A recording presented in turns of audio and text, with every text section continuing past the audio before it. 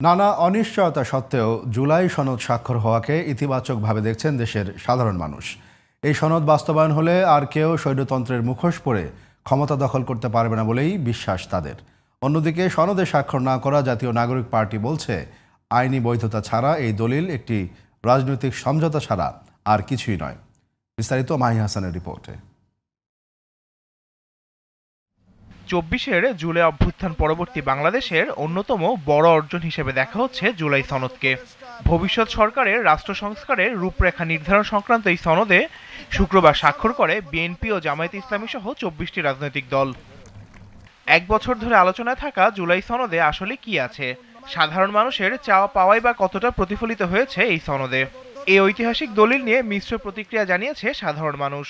প্রতিটি ধারা পুরোপুরি না বুঝলেও তাদের বিশ্বাস, এই সনদ বাস্তবায়ন হলে আর কেউ জনগণের কণ্ঠরোধ করতে পারবে না।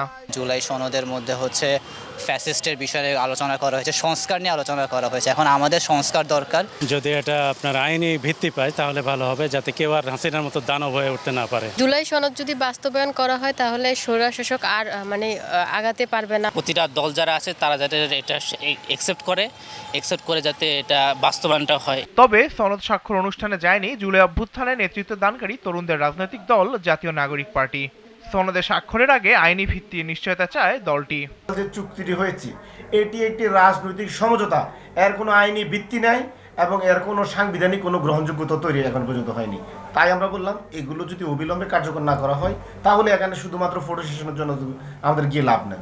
এটা একটা স্রেফ ফটো সেশন, জনগণের সাথে প্রতারণা, শহীদের রক্তের সাথে প্রতারণা। সনদের ভিতরে যে কন্টেন্ট আছে সেখানে নোট অফ ডিসেন্ট সহ কিন্তু সব কিছু সহ জুলাই সনদটা কিন্তু তৈরি হয়েছে। যে জিনিসটাতে সবাই রাজি হলো, এমন না যে এনসিপি এই পদ্ধতিটা কারো উপর চাপিয়ে দিয়েছে।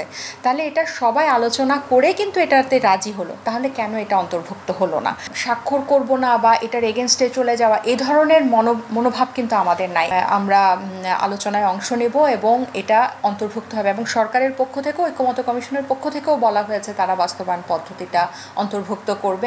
জুলাই সনদ নিয়ে প্রত্যাশার প্রাপ্তির হিসেব মিলানোর সময় এখনো আসেনি। সংশ্লিষ্টরা বলছেন, সনদের বাস্তবায়ন কতটা হবে তা নির্ভর করছে নির্বাচিত সরকার ও তাদের আন্তরিকতার উপর। Mahi Hasan, GTV news, Dhaka.